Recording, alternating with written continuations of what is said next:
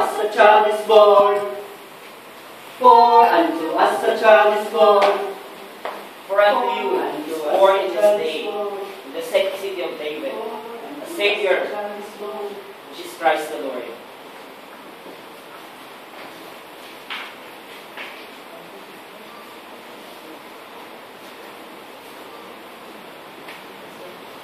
Believe, because we came and we saw.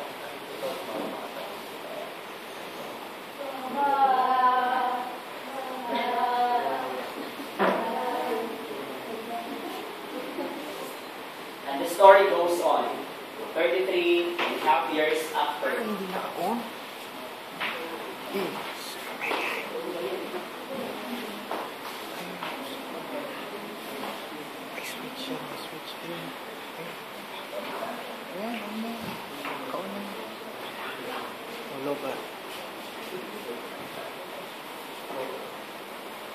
The Savior died.